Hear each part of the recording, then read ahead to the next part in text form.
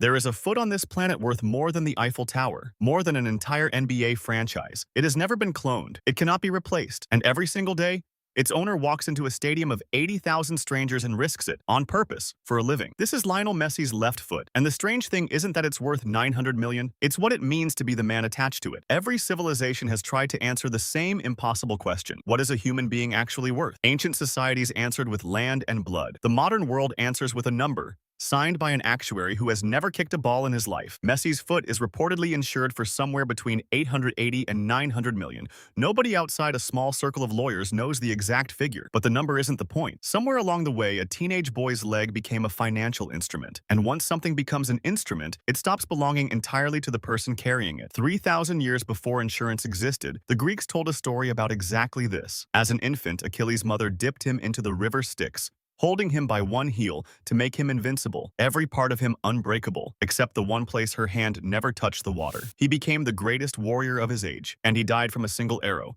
to the one part nobody thought to protect because everyone had stopped believing he could be hurt there at all. We still use his name for it, an Achilles heel. Messi's body is considered so valuable that a policy exists just to answer one question. What happens if the invincible part isn't invincible after all? The ancient world told this story with a myth. The modern world tells it with a contract. For most of football's history, clubs insured players like a warehouse insures inventory. Messi's case is different. An entire ecosystem, sponsors, broadcasters, a World Cup's ratings, has bet its financial future on one limb continuing to function. Think of a dam holding back a reservoir. It isn't valuable because concrete is expensive. It's valuable because of everything that floods if it cracks. Messi left home in Argentina at 13, alone, in a deal made partly because his childhood club couldn't afford the growth hormone treatment his body needed, and Barcelona could. A teenager's body was financially negotiated before it had even finished growing. Most of us will never have a body part insured for 9 figures, but almost all of us have let one part of ourselves, a job, a talent, a single skill, become the entire measure of our worth. The danger isn't being good at something. It's forgetting you're more than the thing you're good at, so that when it's taken away, there's nothing left standing behind it. Achilles didn't die because his heel was weak. He died because everyone had stopped believing it needed protecting. Messi's foot isn't fragile because it's worth 900 million.